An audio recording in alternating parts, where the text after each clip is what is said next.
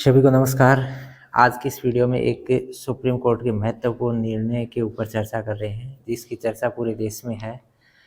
इसमें supreme court ने कहा है कि बहुत सी जगह पर अपराधियों की संपत्तियों के ऊपर बुलडोजर एक्शन हो रहा है। इसके बारे में कहा है आरोपी या दोषी की संपत्ति गिराना असंवैधानिक, ये सुप्रीम कोर्ट ने कहा है। अधिकारी जज नहीं, मनमाने ढंग से घर ढहाने पर उसे खुद के खर्चे पर दोबारा बनवाना होगा, ये सुप्रीम कोर्ट के डिसीजन में आया है। अब इसमें जो खास बात है, 15 दिन का नोटिस जारी होगा, बचाव के उपाय बताने होंगे और वीडियोग्राफी भी करनी होगी उस घटना की। अब इसके अंदर मुख्य गाइडलाइन के अंदर क्या क्या बातें हैं ये समझिए आप। लिखित नोटिस दिए बगैर किसी की संपत्ति नहीं ढाई जाएगी। नोटिस कम से कम 15 दिन पहले मिलना होगा। इसे रजिस्टर्ड डाक से भेजा जाएगा। संबंधित इमारत पे चस्पा कर दो आप। नोटिस में बताया जाएगा कि इमारत को क्यों गिराया, ये भी बताना होगा। इस एक्शन से बचाव में क्या किया जा सकता है। नोटिस अवधि के दौरान संपत्ति नहीं गिराई जाएगी, ठीक है, इसके बाद ही गिराई जाएगी। पुरानी तारीख से नोटिस जारी करने से जुड़ी शिकायतें भी होती हैं, तो बैक डेट में जारी कर दी। संपत्ति के मालिक को नोटिस देने के फौरन बाद कलेक्टर को सूचना देनी होगी। नगर निगम या जो भी स्थानीय निकाय है वो 3 महीने में डिजिटल पोर्टल बनाना होगा। इसमें नोटिस चिपकाने, जवाब और आदेश से जुड़ी हुई हर जानकारी अपलोड करनी होगी। संपत्ति ढहाने का आदेश पोर्टल पर डालना होगा। अधिकारियों को उस व्यक्ति की शिकायतें सुननी होंगी जिसकी संपत्ति पर कार्रवाई होती है। इस मुलाकात को रिकॉर्ड में दर्ज करना होगा, ठीक है। और संपत्ति ढहाने के आदेश के खिलाफ कोर्ट का दरवाजा खटखटाने का मौका मिलेगा।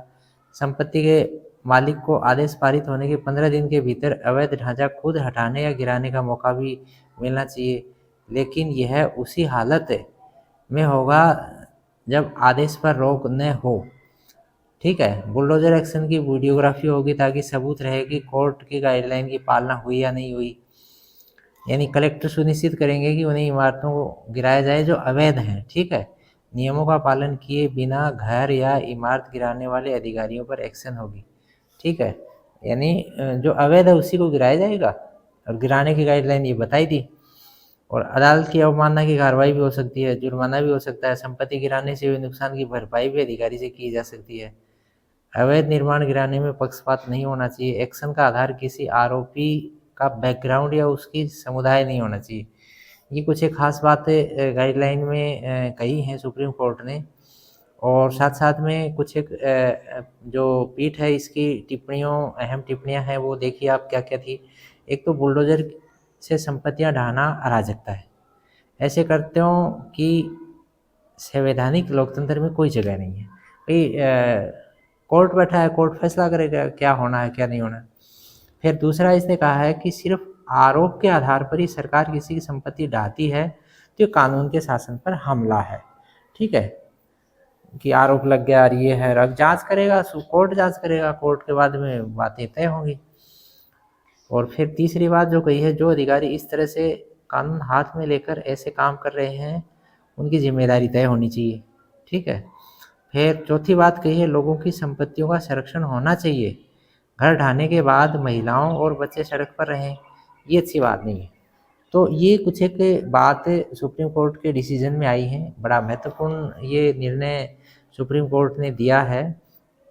तो आने वाले समय में इस निर्णय की अधिकारी पालना करेंगे। राजनीतिक इसके अंदर कोई तुष्टीकरण की नीतियाँ नहीं रहेंगी। तो इन सब चीज़ों के मद्देनज़र आने वाले समय में और पारदर्शिता के साथ यानी कानून का शासन स्थापित होगा।